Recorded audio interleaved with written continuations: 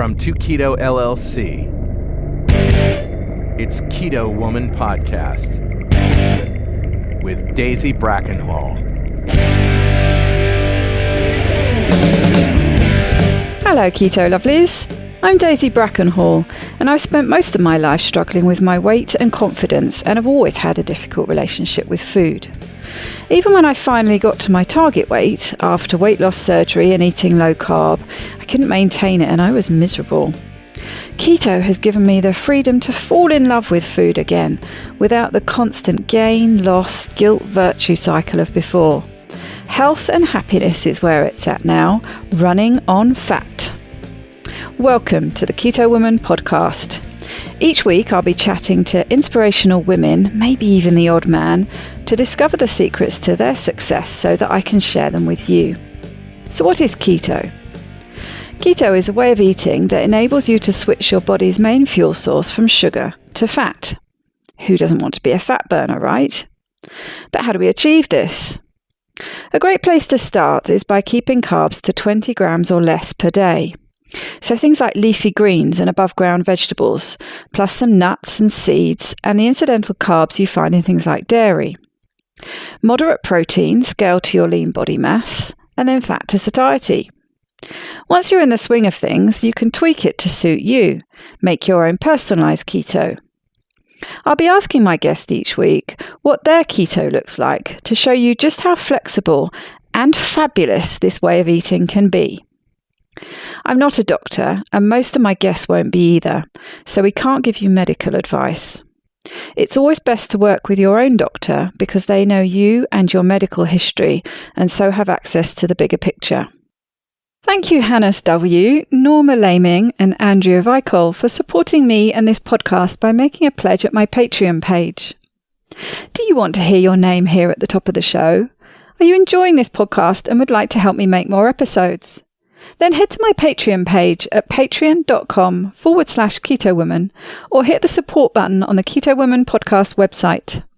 It means a great deal to me, and you will get to headline the show just like Hannes, Norma and Andrea did today. This week's extraordinary woman is Miriam Hatoum. Miriam, also known as Granny Keto, is a wife, mother and grandmother of 2 and was a lifelong dieter. For years she was scolded by doctors who never believed that she was following dietary advice, a horrible cycle that started when she was just 13 years old. Listening to Gary Taubes' Why We Get Fat and What to Do About It was her light bulb moment, when for the first time she realised that the food itself was keeping her fat all these years and that it was not her fault. She began keto that day and never looked back. Now, as a certified nutrition coach, she addresses the needs and concerns of older women who are either doing keto or are working on steps towards keto. She believes in KISS, keep it simple, sweetheart. And whether this new phase of your life brings you to cooking for just yourself or an entire extended family, Miriam and her husband have created easy, family-friendly recipes which you can find at Granny's Table on Miriam's website, grannyketo.com. It was great fun chatting to Miriam. I'm disappointed we didn't have enough time left to find out more about her many years of belly dancing, though. I'm sure we'll get to hear about it and more on her podcast and website.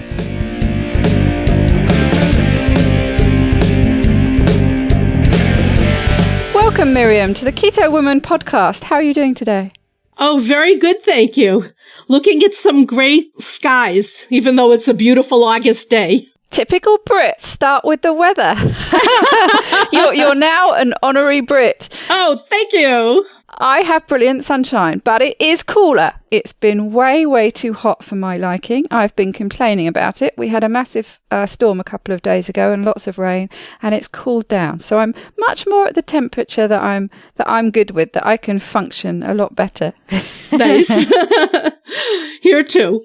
Good. So, Miriam, tell me a bit about you. Tell me about your story. What was happening with you that finally led you to look for keto in the first place? Well, I was a lifelong dieter, and my mother brought me to a diet doctor when I was 13 years old, and I was actually put on amphetamines, which is speed, and I think in that day they didn't know what it was. They just knew that it helped people diet. And when I say in that day and age, people don't know what it was. That shows you how old I am. We just didn't know what was going on. It's just you wanted a diet, you went on amphetamines. But you were taken to a diet doctor. Yes. Why? Because presumably you were overweight then, were you? Yes. I grew up in the age of Twiggy. Aha. So for anyone who doesn't know, Twiggy is a British star who's very, very thin. Exactly. Says it in the name, really, I guess, doesn't it?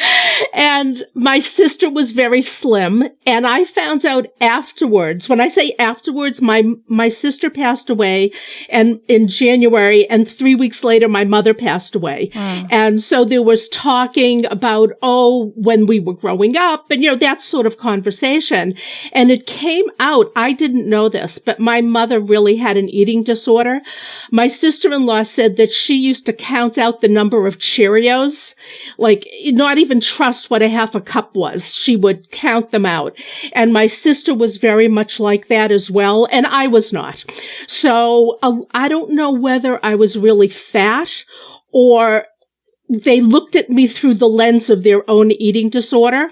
And so they thought I was fat. So it was more of a preventative thing from their point of view, by the sounds of it, where there probably wasn't an issue at all. No. When I look at pictures of that day and age, I said, oh my God, at 13, they had to put me on amphetamines. Yeah. And so what happened is I learned I was fat. And because I learned I was fat, I didn't take part in activities that would have slimmed me down. I wasn't in social groups because I just always felt I didn't belong because I was fat and I was the fat one. And when I was in 6th grade, and I remember in the hallway, they would line us up to weigh us. And, you'd go into the scale and you'd say to the nurse, don't say my weight out loud. So 6th grade, this is already where my head was. So it sort of set me up to be a lifetime dieter. And I have been on everything, including about 15 rounds with Weight Watchers. I spent thousands of dollars on a hypnosis program. I did everything. The precursor to Atkins was Dr. Stillman. You'd have to be really old to remember Dr. Stillman.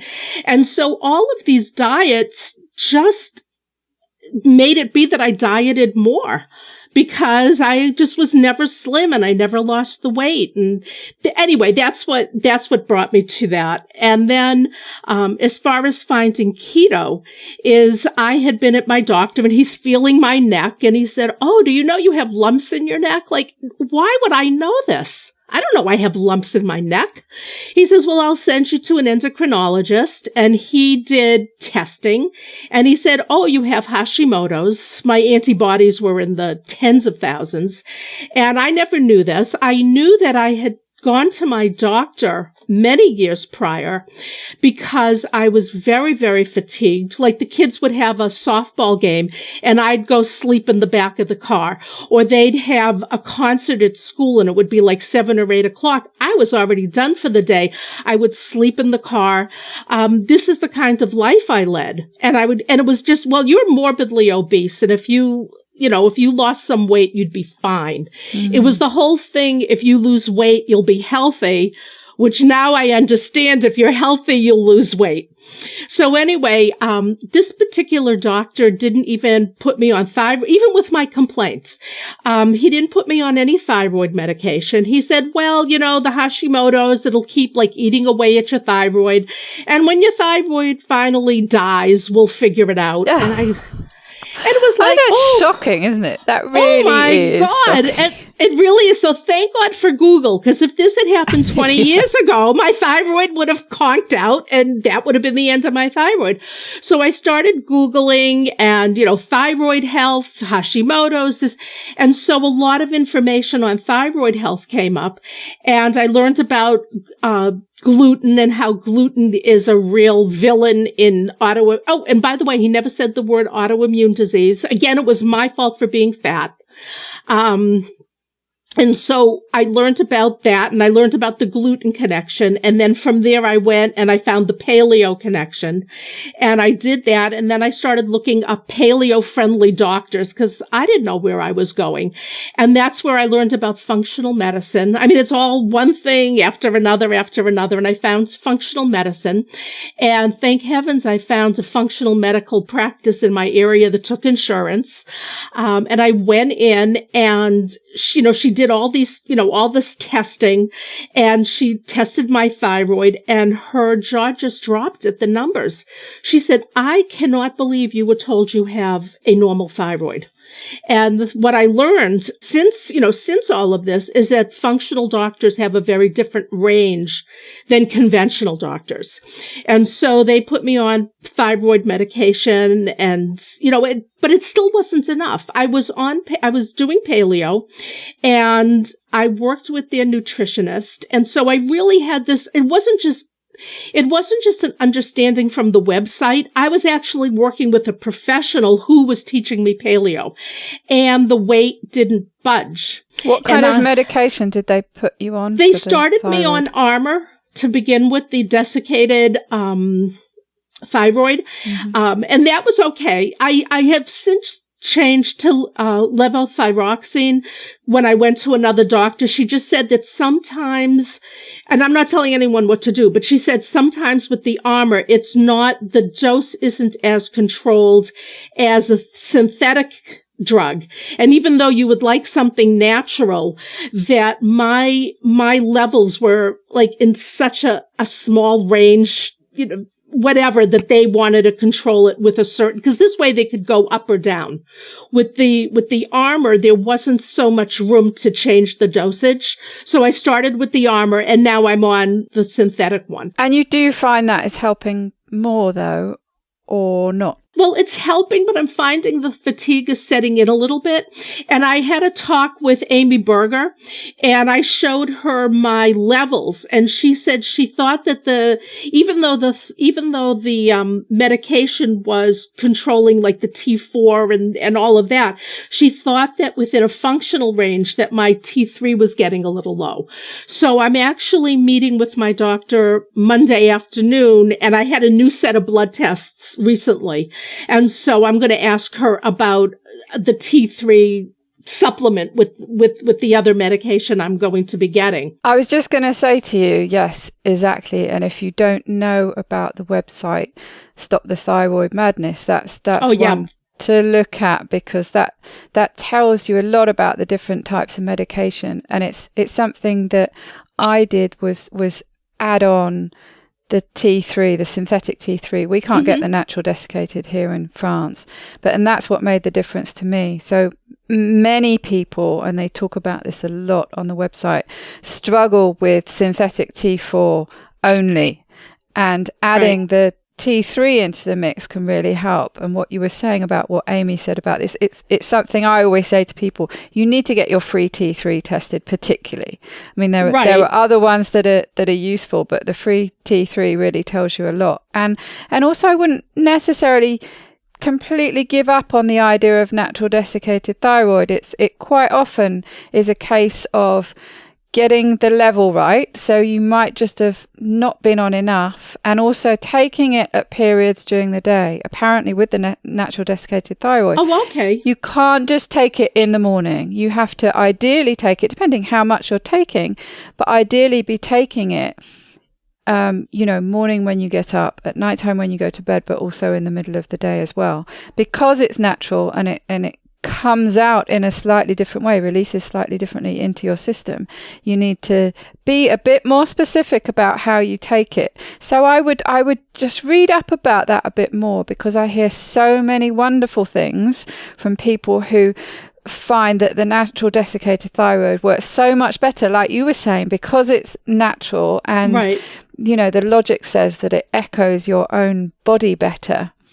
So I'd just look a bit more into that if I were you. when I go to the doctor Monday, I'll bring that up. Mm-hmm. And this test was the free T3 and everything that needed to be done. Fantastic. So we can re-examine. So it was that Stop the Thyroid Madness that introduced me to gluten-free.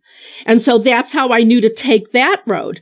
It's a fantastic website and book. Anyone who talks about having problems with thyroid, it's the first place I point them to, because they really do change lives. Especially when the doctor says to you, nothing is wrong with your thyroid, you're just fat. And if you weren't carrying around an extra 60 or 70 or 80 pounds, you would see how you're not tired anymore.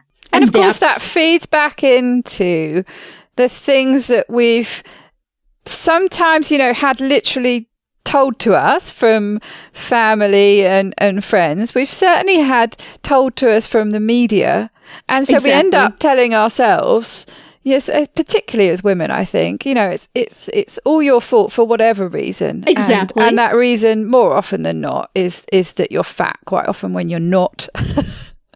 But even if you are, that's your problem. It's all about the fat. And if you just get rid of that, everything's going to be perfect. Rather than, no, that's just a symptom. That should just be telling you that there's an underlying problem. Exactly. And to carry that one step further is I did go to a functional doctor who supposedly understands all of this.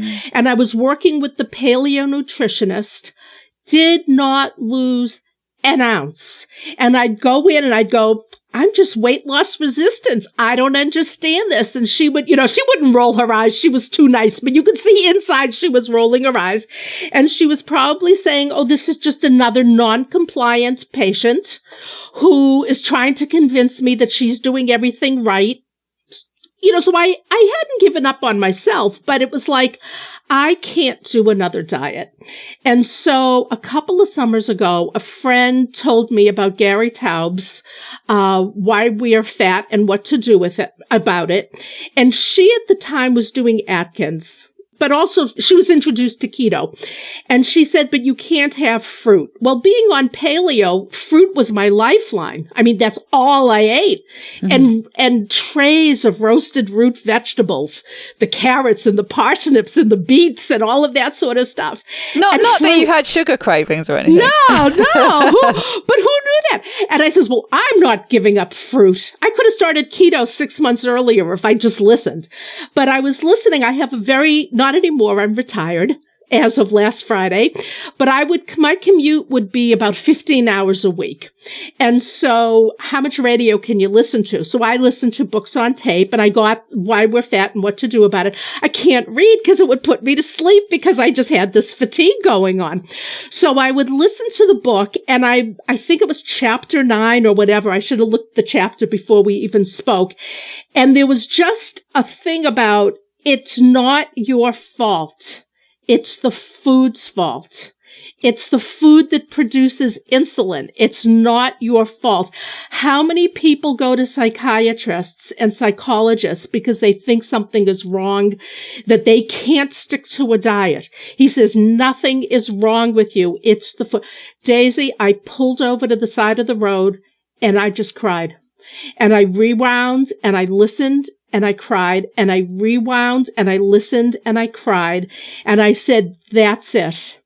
And I listened and I got to work and I got the book on Kindle so I could read it on I was going to say, don't tell my employer, but it doesn't matter anymore. What are they going to do? Fire me? I got the book on Kindle and I found that passage because when you're listening to books on tape, it still tells you the chapter.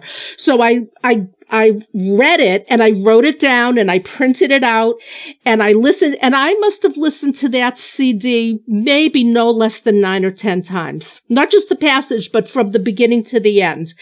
And that's when my life changed. To learn that it was not my fault.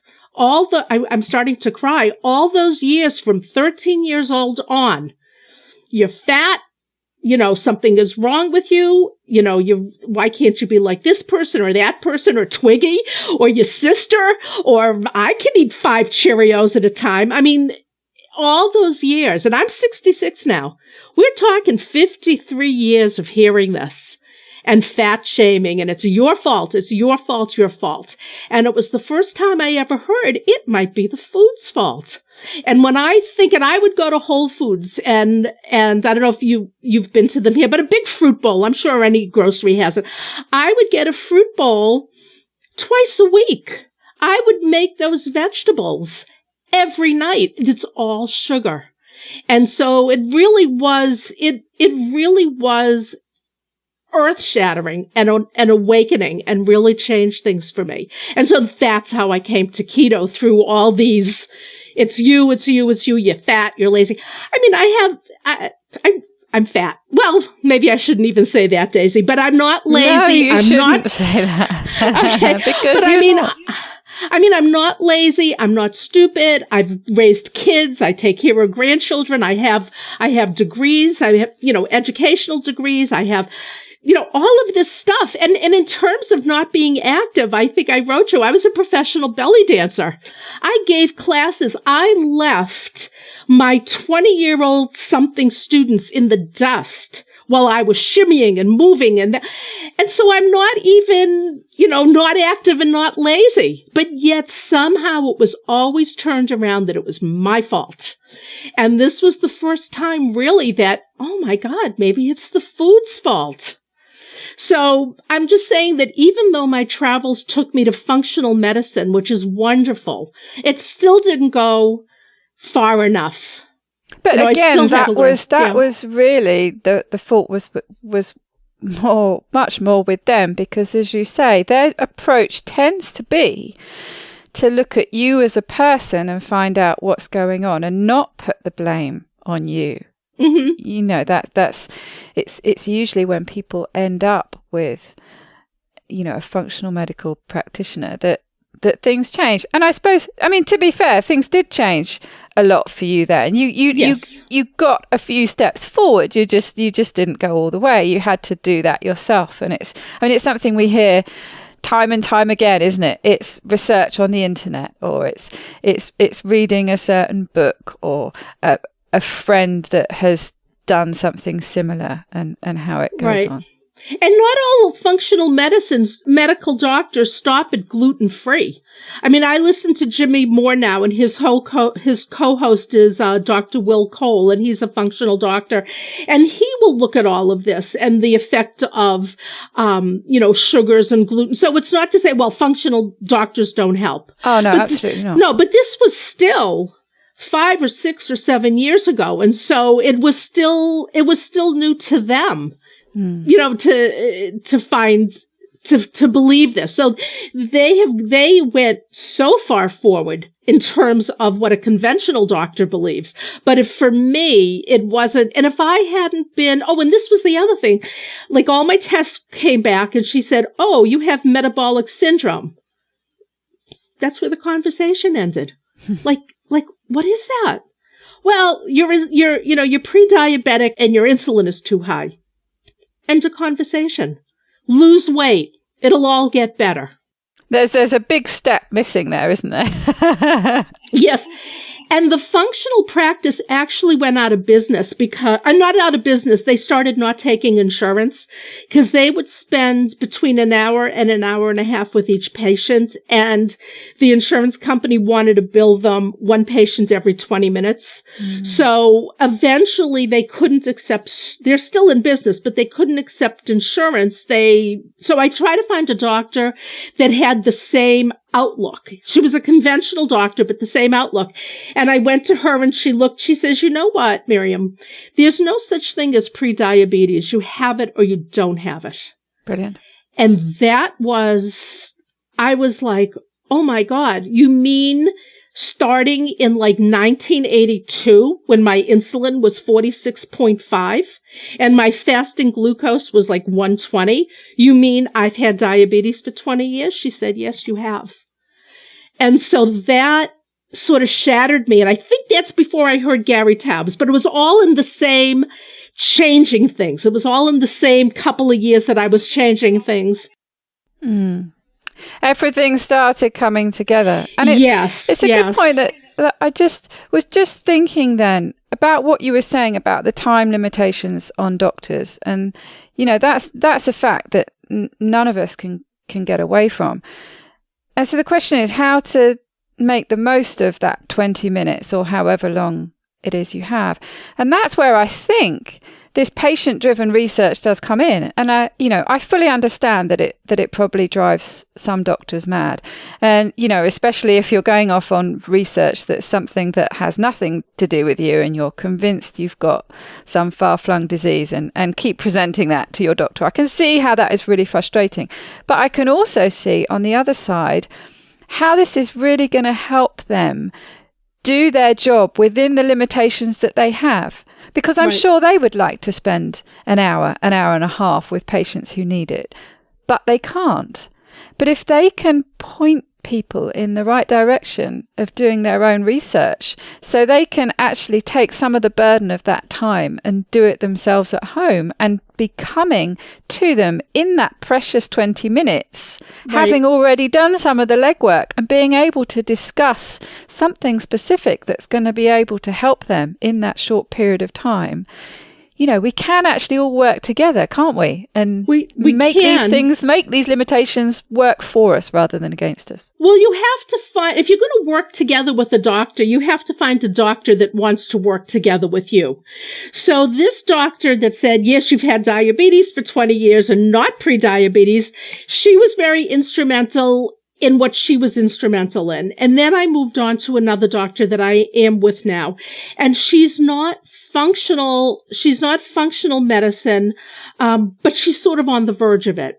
And we talked about it, and I told her all about keto, and she says the usual thing. It's not sustainable and blah, blah, blah. And yes, it's ideal if you didn't eat all that sugar and blah, blah, blah. And I had the blood tests and I was keto, and I came in and my insulin had dropped to like 12. And my fasting insulin's still high, but maybe 106 instead of 146. And whatever it was, and she looked at it and she said, oh my God, you really made a believer out of me. She says, would you teach keto workshops in my practice? Which hasn't happened yet because I've just been busy all summer. So I haven't approached her. But when I see her Monday, I'm going to bring it up. But the point is sometimes they just have to see it. They just have to see it in numbers. Because I have energy and I have clarity and I have doesn't mean anything. But when your insulin goes and it's 46.5 and then it's 12, or you're fasting, the hardest thing for me to bring down was my inflammation. It always was 6, 7, 8. And I told you I have a visit on Monday and I was able to pre-look at the results, and my inflammation is down to like 2.1 or something, which is supposed to be below 1. But mine, I had been carrying 6, 7, or 8 on that CRP, test. And my trigs came in at 104. This time when my insulin was up, and nobody ever talked to me about anything because, well, if you just lose weight, all the problems would stop. I had once had triglycerides in the 400s. Wow.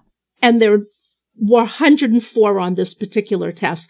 So it's like, I think that if doctors believe in the numbers, I think you just have to show them the numbers. Well, you just have to find, like with anybody, their language and then speak it. Exactly. And you're completely right. You're now speaking her language.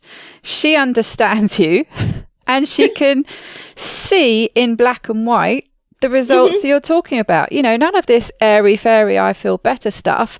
Oh, thank you very much. I've got in black and white the data in front of me that is speaking to me how I understand. Exactly. And look at the result.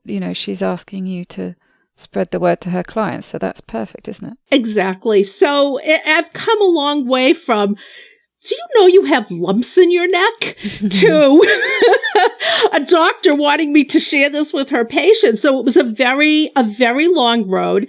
And I just had to close my eyes and my ears and, well, not my eyes because I'm reading on Google, obviously, but I had to close my ears to, you're fat and you're stupid and you're lazy and you don't know how to stay on a diet and nothing's wrong with Weight Watchers and nothing's wrong with this. And just say, okay, if I accept that the problem isn't in me, and that was the big thing, to just say, there's something wrong here. It's not me.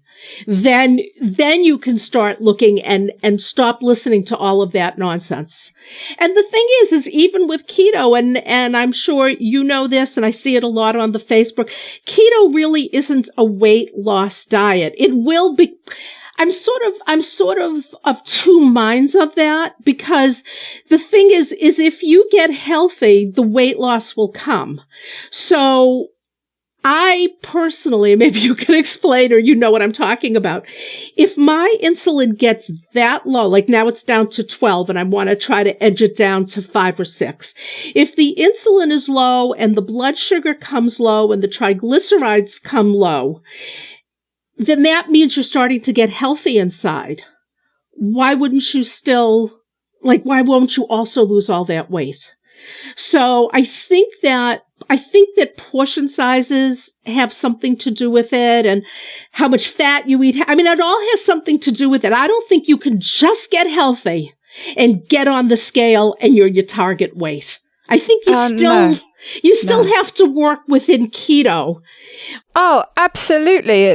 It's all about tweaking it. And it's right what you say, that the ultimate goal should be your health first. I think the thing is, and I think I know what you mean when you're saying you're in two minds, is how to promote keto in a way, and how to pull people in. But I think the fact of the matter is that a lot of people do come to it from a weight loss perspective. Mm-hmm. And I don't actually think there's anything wrong with that. It doesn't matter how people come in. And I think, women in particular, weight loss is probably going to be first and foremost in their mind. It doesn't really matter, because they only have to hear the right things. Just as you were listening to Gary Taubes and there was this, light bulb moment for you. Mm-hmm.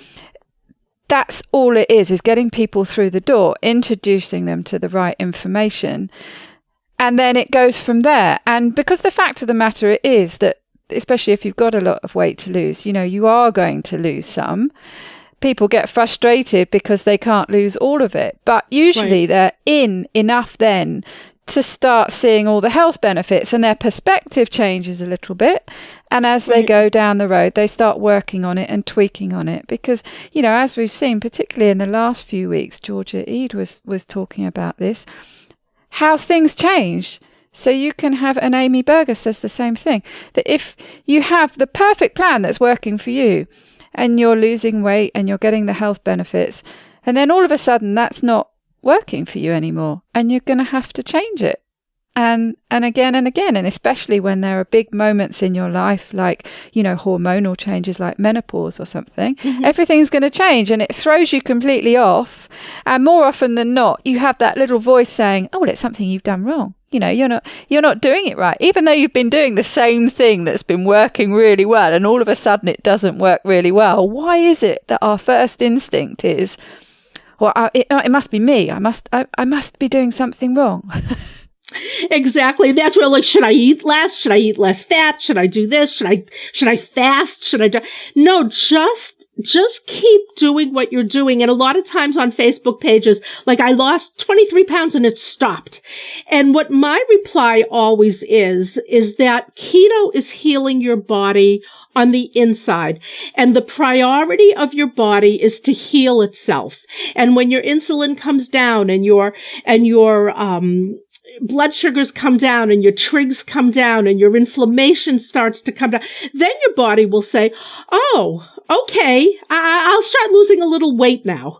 But the priority of your body is to keep you healthy. And if you're not healthy, the priority of your body is to make you healthy. And so sometimes, if you have a lot of weight to lose, and this was a huge change for you, you'll probably just lose, you'll lose. But if it stops, you have to that's where the blood tests come in. You come in and you say, oh, but I am getting healthy.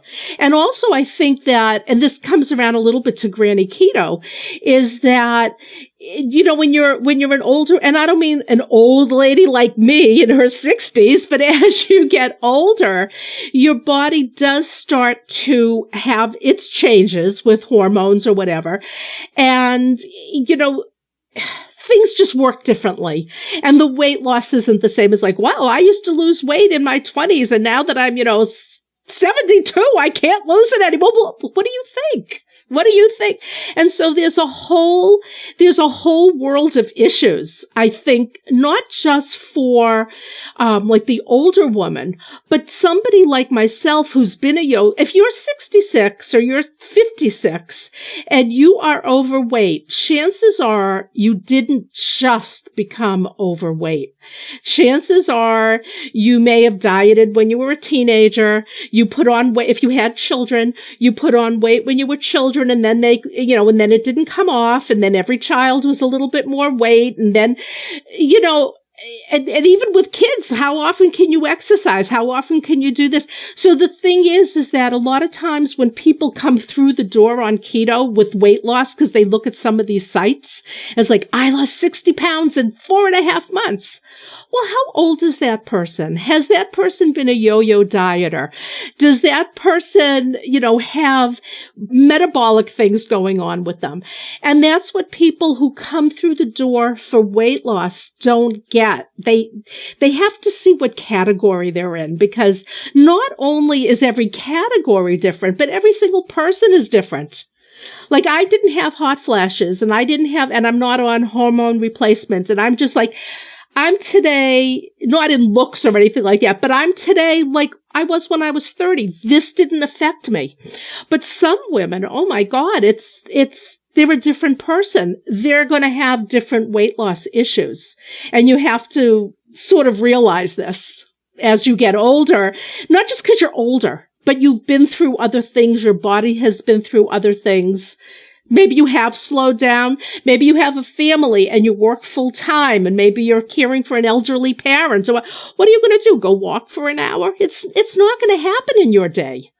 So you just have to look at your own personal situation, your own personal age. How many years have you been dieting? How many times have you gone up and down? And maybe no, you won't be the person I lost 30 pounds, maybe a little more. I didn't get on the scale when I started, nor do I have a start date.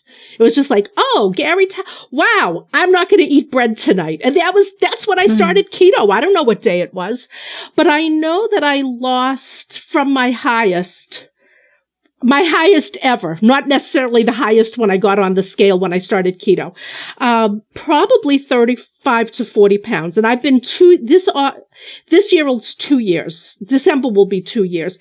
And I am exactly the same weight that I was last August. I haven't lost an ounce. I probably have another 40 to go. And I was thinking about it last night, and I was saying, wow, Miriam, you maintained a whole year. You have never maintained a whole year. Isn't that fantastic? And I don't think people give themselves credit for that. So when the weight loss stops, don't use it as an excuse to go off keto. Say, oh, maybe I can maintain this for a month, and then I'll see what the story is. So I think you have to look at other measures. It's not just what's on the scale. No, exactly. And I think it's a good point about maintenance, especially people who've had issues with their weight for as long as they can remember. I'm certainly like that, in that I've always either been losing or gaining weight. Mm-hmm. That's just been a constant cycle for me. And just maintaining is, it's completely alien to me. It's like this weird state of being that you don't know what to do with. Exactly. It freaks me out now, even being not that far from what I'd like to weigh, and having been at that target weight before. When it comes to maintenance, that's actually a very difficult place to be, and it tends to throw me, and I'll start gaining again, or things will just go off plan because it's it's weird. Well, what do I do? Why do I just, stay at the same? But as you say, that's kind of the norm. That's what everyone would like to be as an adult.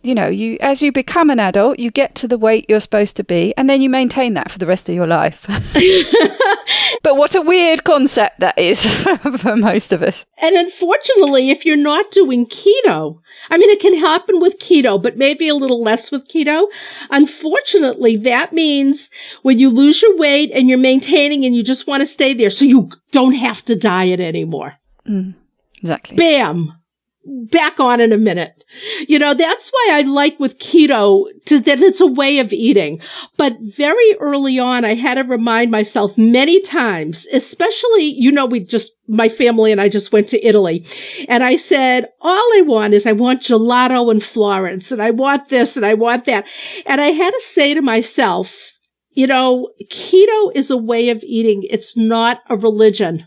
I'm not going to burn in hell if I eat a gelato in Florence. It's not going to happen. So I think that in order for this to last a lifetime, you don't want to be careless with it. I'm not saying that, but I knew in advance that this is what I wanted. And I said, okay, so it will get maybe in the way of my health goals, because I knew I was going to have my blood tests when I came back from Italy. Maybe it'll get away of my health goals. Maybe I won't feel well. But if you decide that that's okay with you, then go ahead and have it. It's not blasphemy to enjoy something. And I know that there's two schools of thought, and I know that you can't give yourself too much permission, because then there's a slippery slope. Because then I'm eating all this crap in Italy, and then I get back, and I keep on eating crap, and then it's like, okay, well, it's August 1st, might as well wait till September. That's the slippery slope. And you don't want to give yourself enough rope to hang yourself. You don't want to do that. But if you just keep in mind, okay, this is a way of eating, and I'm eating this way for 23 and a half hours of the day. And for a half an hour, I enjoyed something. I think, a lot of people aren't okay with that, but I'm saying that that's sort of what helped me maintain everything, is I was looking not just for physical health, but I was looking for mental health. Mm-hmm. And I had to not fat shame myself or, any of that stuff that came along with, oh my God, I ate that gelato. Oh my God. I had to get out of that headspace. But context is key, isn't it? Because it's all about deciding what's going to work for you and what kind of limitations you put on yourself and what impact that will have. And personally, I find a similar thing, that if I'm somewhere else, okay, so example, recently I was in Paris with Louise on our way to Keto Fest, and they have wonderful gelato artisanal ice cream places around and about, and it's one of the things that I love most. But the context, I was away somewhere different, so outside my home environment. For me, it's very, very dangerous to bring things like that into my home environment. I'll eat them all the time. I'll go out of control. Depression will kick back in, and before I know it, it's 2 months down the line, I'm in a constant carb coma, and I've put on 20 kilos. But so I'm away in Paris. We're walking all day. Louise had her Fitbit type thing that told us how many kilometers we'd walked every day. And, we had days where we walked, 15, 17K. I'm not sure off the top of my head what that is in miles, but it's a long way. And to stop and have an ice cream in that context. Right. Well, that worked fine for me. I'd been walking it off before I had it. I continued to burn off that glucose walking after I had it. I enjoyed it. I was with a friend. It was a different environment, and I could leave it there. Yes, that's what I'm... Enjoy it there and leave it there. And I'm lucky enough to have a metabolism that it's not going to physically, it's not going to completely derail me. And there aren't that many people where actually just putting a little bit of sugar in is going to derail them that much, because all it is a different fuel coming into your system that you burn off. Once you've burnt it off, it's gone. So, right. But it really depends on you, doesn't it? If that's just going to ruin everything for you, and you feel better not having it and staying away from it, and you're not constantly going to have that little nagging, well, this is the only time you're in Italy, and your whole trip's going to be ruined if you don't have an ice cream. Completely depends on you, doesn't it? Right. And I'm glad you brought up the context, because I don't have gelato in my freezer.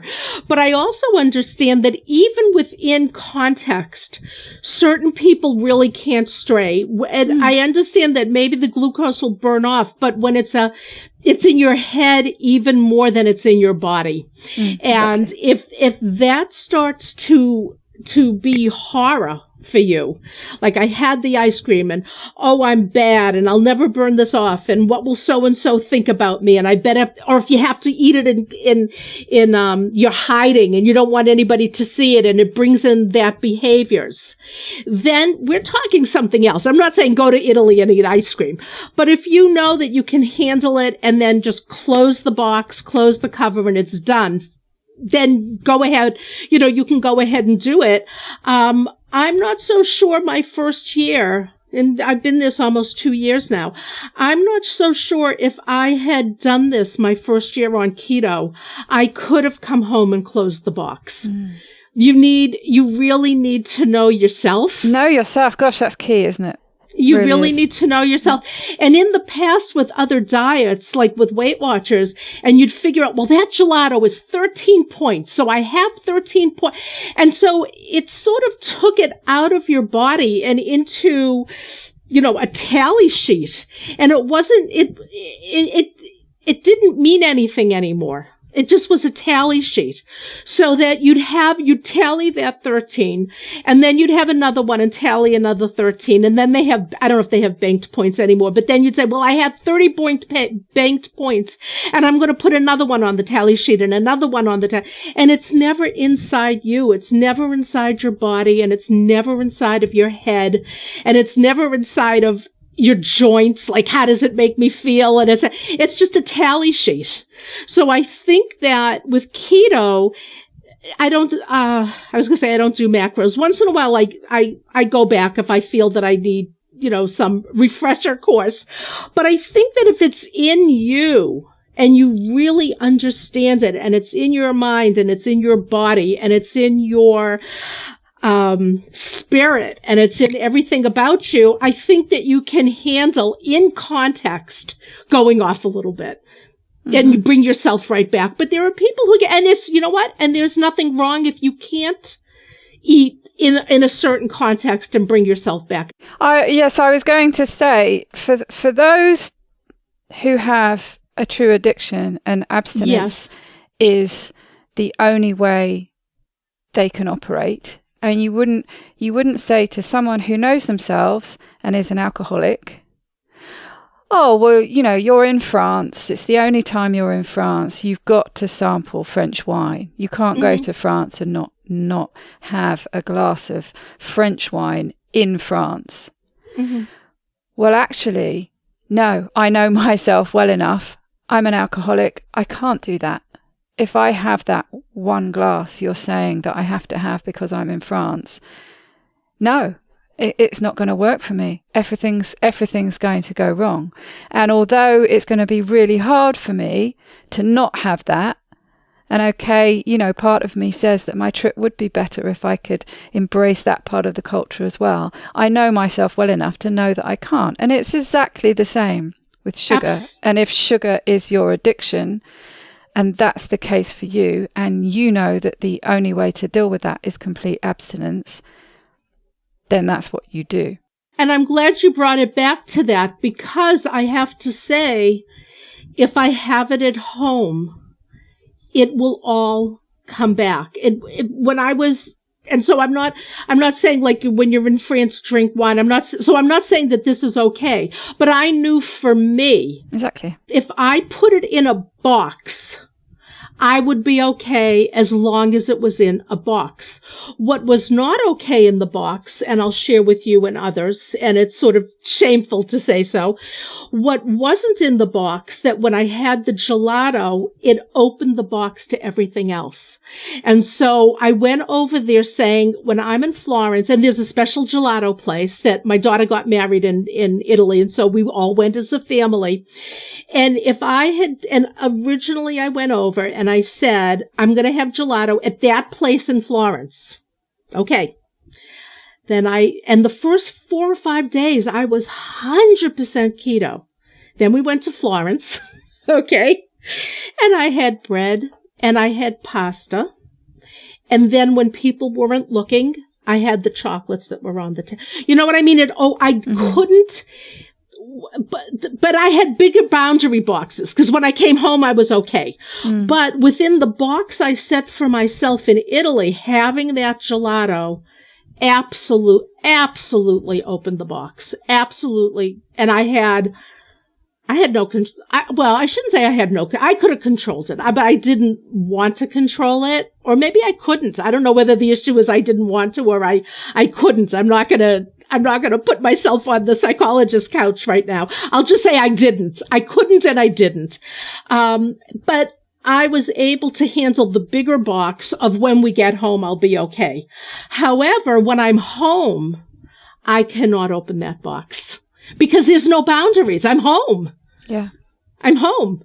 Isn't it interesting though, how an experience like that teaches you so much about yourself and actually improves, because that was just a moment. That was just, a time away, a drop in the ocean compared to the rest of your life. So, but what you can take from that really instructs the rest of your life that, in many ways is the most important thing, the maintenance, the overall keeping you going and moving you forward for many years to come. So tell me a bit about what your day-to-day keto looks like. Okay, my day-to-day keto is I start with a couple of coffees with cream.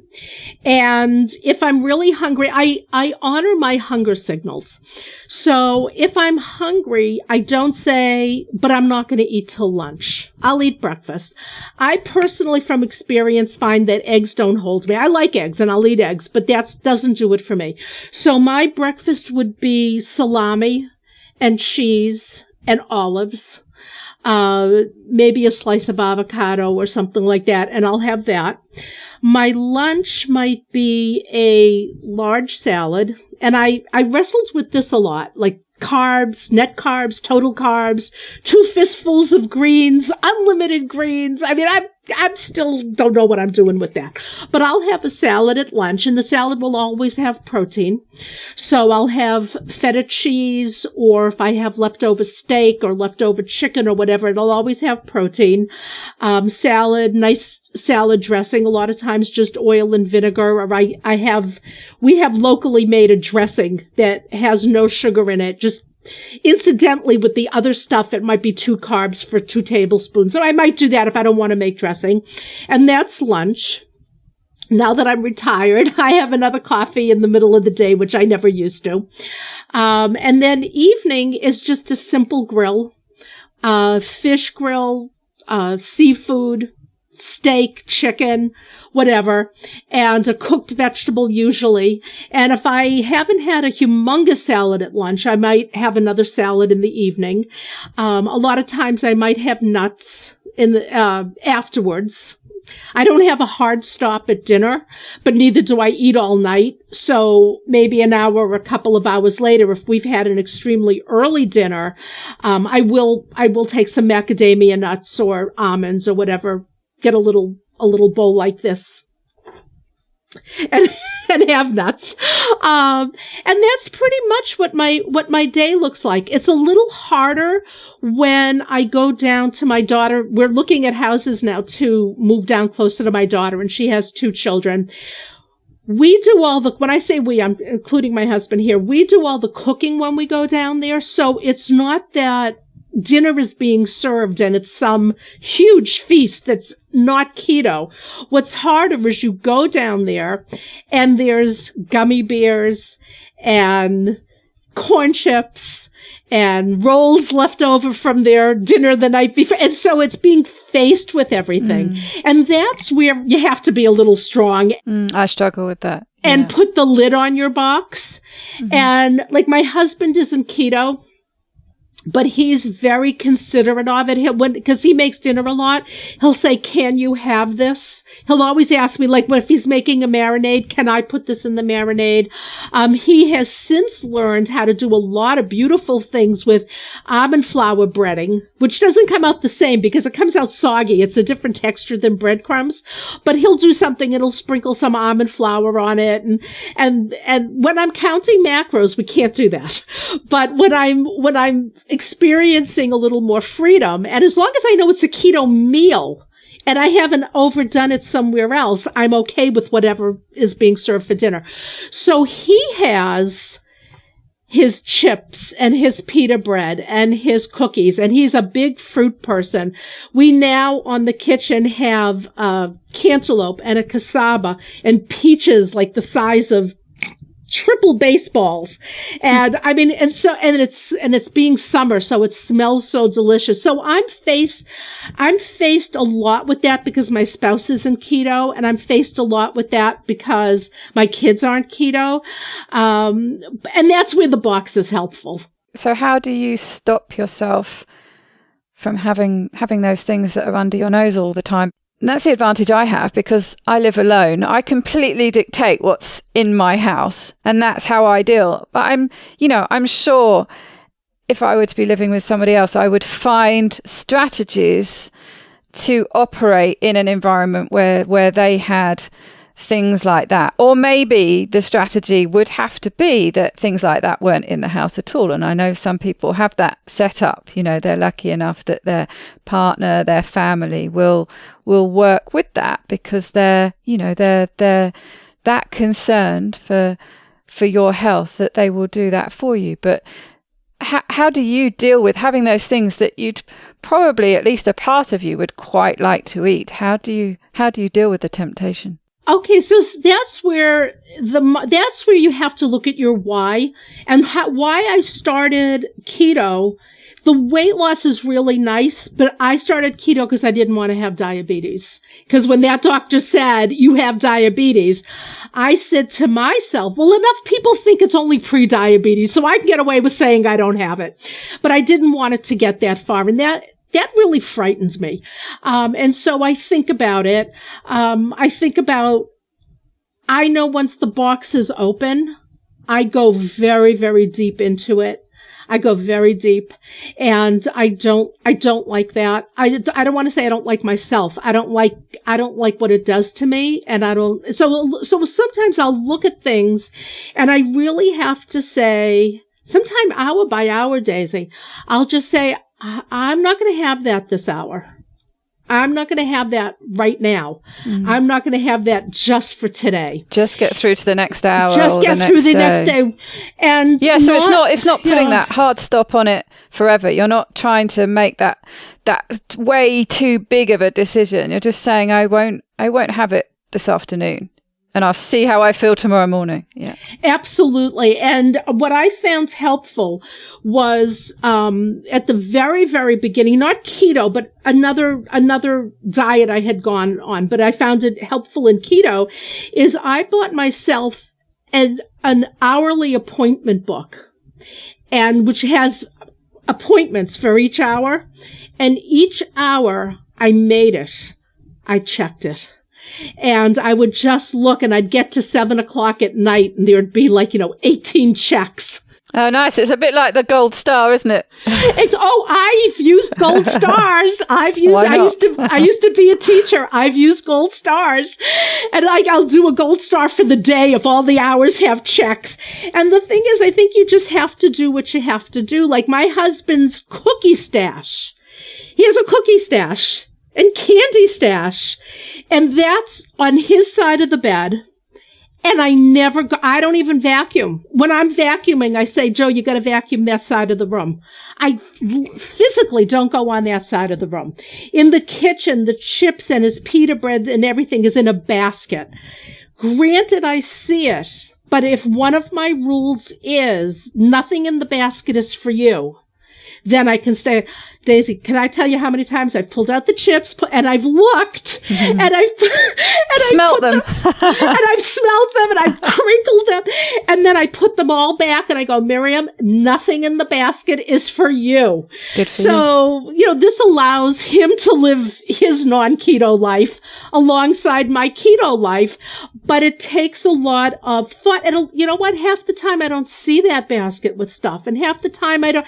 It's during my weak moments that I want to pull everything out of the box, just in case a piece of bacon fell under all of that, let me grab it, so I'll still take everything out when things are hard, but most of the time I can put it all back in and just say, this isn't for you. So your weak moments are actually your strong moments. Yes. And if you'll allow me to talk a minute about that. When my sister was in the hospital, I had flown out to California and I stayed with her for her last month of life. And every lunch was at the hospital or in hospice or something like that. And I just went to the dining area, the cafeteria, and I got a Cobb salad. And that's what I ate that every day for a month.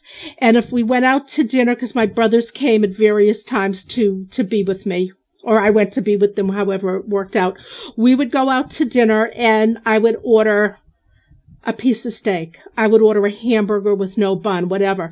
And my husband had a similar thing where he had this abdominal aneurysm and he was in the hospital, life or death. And I was staying at the hospital and I went in the morning and I got hard-boiled eggs and bacon. They always have that at a cafeteria. I went every single day and got a boxed Cobb salad or a chef salad. And then at night, if the kids said, come on, Mom, let's go out to dinner, we went and I got a burger with no bun. And it was during those times that I was the strongest. And I think it's because when you have no control over what's happening, at least you have that control about what you put in your mouth. And it made me feel better. And it also gave me just a sense of where am I? It grounded me. It put my feet on the floor.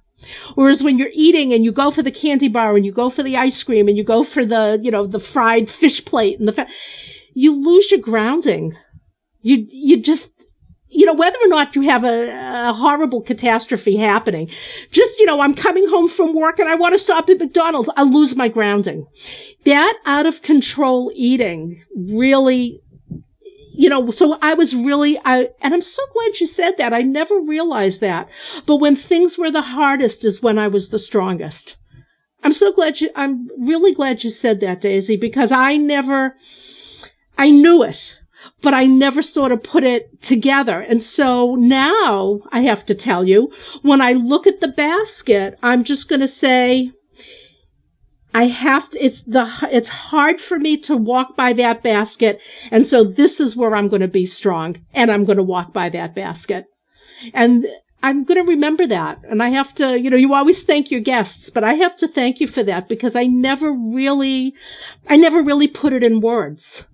That when it was the hardest is when I did my best on keto. Well, that's what I can see you coming through. And as soon as you said in my weak moments, well, what immediately jumped out to me was that's when you're being your strongest. So it's kudos for that. And it's interesting, isn't it? How something that's been so difficult to control for so long, i.e. what you're eating, when you're in a really dark place, is actually now the easiest thing to start with. That's what I found when my depression comes back really badly, and whether that's been brought on by going off plan and eating badly, or whether just the two happen to be there at the same time in a really, really dark place.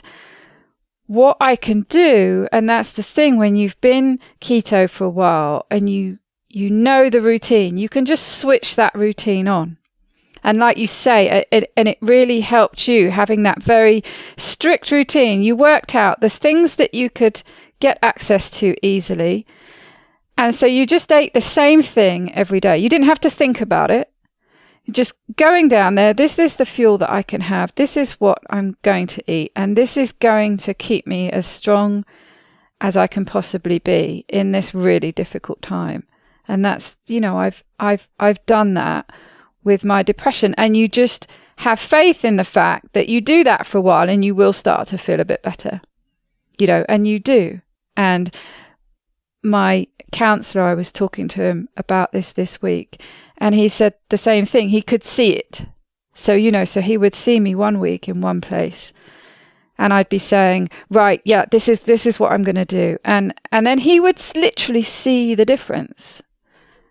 And so it is something, isn't it, that you can switch on in that routine and have strength in that. Where was that when I was in Florence?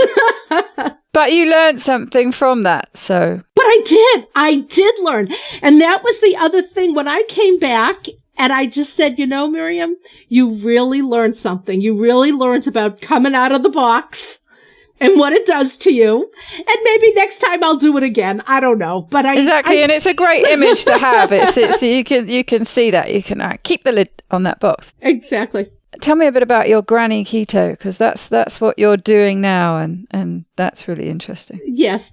Okay, so I didn't know I was going to retire so quickly. This came about because of what happened to my husband. But I knew that the time was coming close. I was actually, you're gonna laugh at this. I was talking to my husband, I don't know, maybe just before we went to Italy, so just a few months ago. And I said to him, I says, Joe, when I turn 65, I'm going to go to Medicare and I'm going to go to Social Security and I'm going to start seeing what I should do in retirement. And he says, I have news for you, dear. You are 65. You're going to be 66 in September. And just, it's like, oh my God, I have to, and all of a sudden it's like, I have to do something here. But anyway, I knew the time was coming. Even though I thought I was 64, I knew the time was coming. And I was very involved with my kids as they were growing up. They're gone. I mean, they're adults now, but that was a big part of my life. And then I worked full time. As I said, my commute was 15 hours a week. I worked more than 40. So we're talking like 60 hours of my week with this, working. And I just said, when this all comes to an end, I just don't want to spend every morning with my coffee watching television, and which I could do. That's my nature, that I would just not get up and do anything all day. I would just stay in my nightgown all day. And I knew I was in danger of that, because even though I'm active when I have to be active, I'm not lazy. I mean, I get up and I go to work. I take care of the grandkids. I'm not lazy in that sense, but left to my own devices, I would be lazy. Okay. I don't get up and climb mountains and take an easel to the beach and paint. And I'm lazy. In this sense, I'm lazy, not in the way the doctors meant it, but in this way, I'm lazy. And so I was worried about that. I says, I have to find something to do. And so at the time I was working with a coach myself. I was being coached. And she said, I think you would be a really good coach. This was in January when I was out in California taking care of my sister. She said, you really know, you could inspire people, and you really understand keto, and you know how to do keto, and you can inspire people, and you're a strong person. I think you should look into coaching. And I went, me? And we both took a nutritional coaching class, certification class at the same time. And I'm just, I'm going along, and this is January comes, February comes, and I'm, whatever. And my husband got sick. March 3rd, he had his aneurysm. And I had to take off 12 weeks to take care of him. And when I say take care of him, it was mostly looking at the clock, remembering to give him his medicine. I had to do all the cooking. But it didn't really, 24 hours of my day wasn't taken up taking care of him. And I finished my certification class, and I said, okay, I think I'm ready. I'm going to be a coach. I can motivate people. My passion is to get people to understand this and motivate people. And I think I can, and I'm a friendly person, and, whatever goes through your mind. And I thought about it, and I thought about a website, and I said, oh, I'm going to call myself Granny Keto, because I'm a granny and I do keto, and it's something easy to remember. And I thought that there's not a lot that addresses this older population. And I'm not even talking older population in terms of, there are some 70-year-olds that do CrossFit and still run. And I'm not saying that nobody in this generation, but I'm not addressing we exercise differently. We eat differently. I'm not even doing that. I'm talking about, oh my God, I have a full-time job. I still have adult children at home. I have an 80-year-old mother I'm taking care of. And if my husband doesn't see potatoes on the table, he leaves the kitchen. This is a certain population.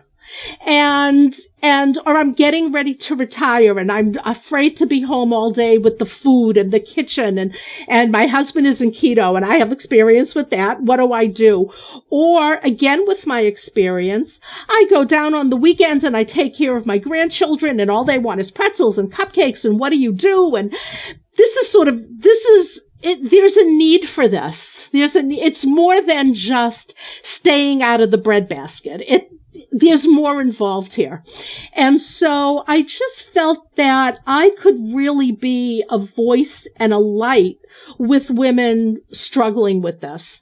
And then and of course there could be men in the audience too, but I'm thinking women my age.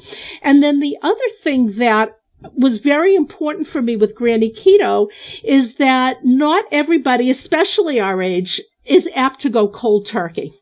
And so I set up a transitions transitions program, like 5 steps. Like you could come in and just start with cutting out sugar in the baked goods. And then if maybe that's all you want to do is get the sugar demon off your back. I mean, the other stuff like the root vegetables and the fruit and all of that has sugar and that fuels things in you. But sometimes you want to get the cookies and the candy out of your life. Then the next step might be cutting out grains. And then the next step might be, okay, let's cut back on protein. And would you consider not eating potatoes at this point? And so it's a very gradual step program that can either get you fully into keto, or you can say, you know what, I'm just really happy being low carb. Okay, if I have a sweet potato a couple of times a week, that's okay. And so I opened up a whole new world of working with women who maybe don't want to do keto, but they want to get the sugar demon off their back. They want to know how to cook low carb for a family dinner. They want, this sort of thing. So Granny Keto is for me because I'm learning all of this, but I also felt that it could sort of be an audience. I mean, not an audience. It would be help for an audience of women in my age group that are looking at things that 20-year-olds aren't looking at or 30-year-olds aren't looking at. Perfect.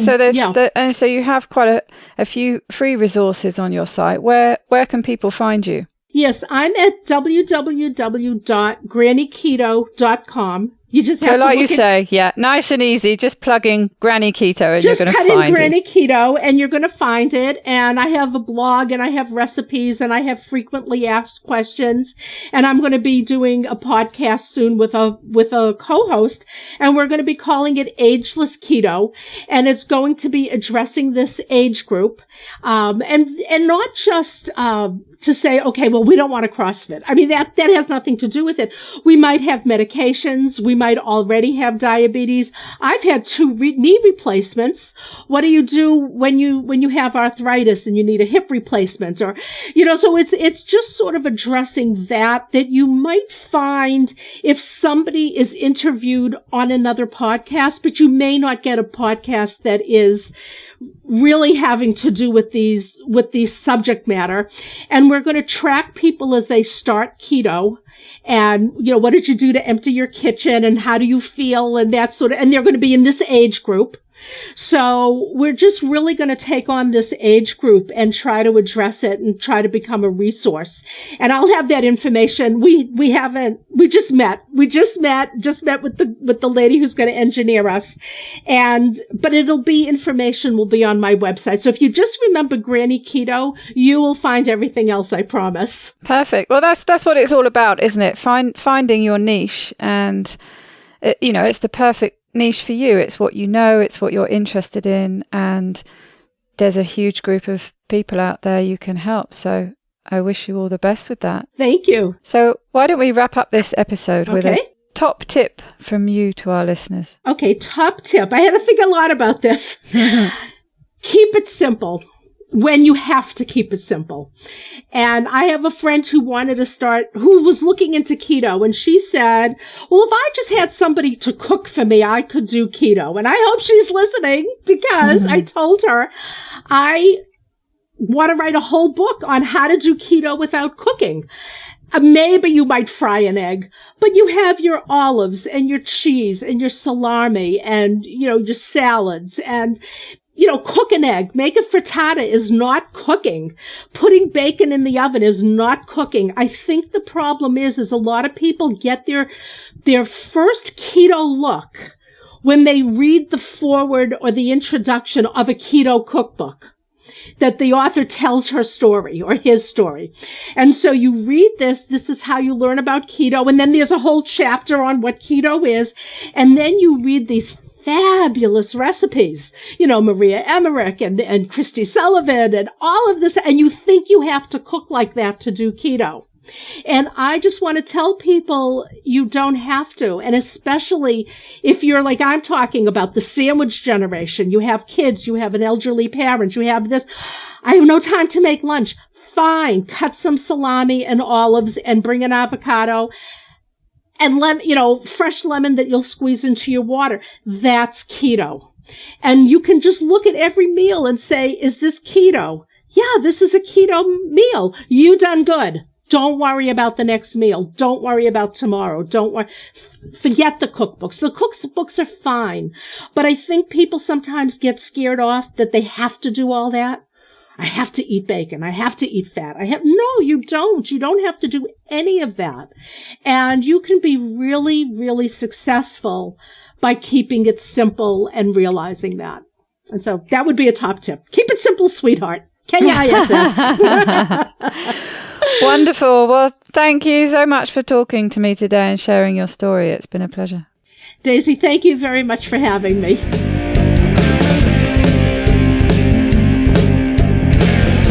To get the resources and links from the show, please go to ketowomanpodcast.com. Are you my next extraordinary woman? Maybe you've got an idea for a show, a topic you want to hear about. Let me know how I can tickle your earbuds by dropping me a line at daisy@ketowomanpodcast.com. If you fancy joining me on this exciting adventure and want to help me create new episodes, please go to my Patreon page at patreon.com/KetoWoman, or simply hit the support button on the Keto Woman podcast website. It's thanks to the Two Keto Dudes that I'm hosting this podcast, so please consider heading to their Patreon page at patreon.2keto.com and help them bring you more podcasts like this one. Please help other people hear about and find this podcast by reviewing the show on iTunes and Facebook. Every star and review really does help. It doesn't go unnoticed by me, the people who regularly like, share and comment on my posts. Your support means the world to me. Thank you. This week's end quote is from Angela Bassett. I love my age. Old enough to know better, young enough not to care, experienced enough to do it right. Bye-bye, Keto Lovelies.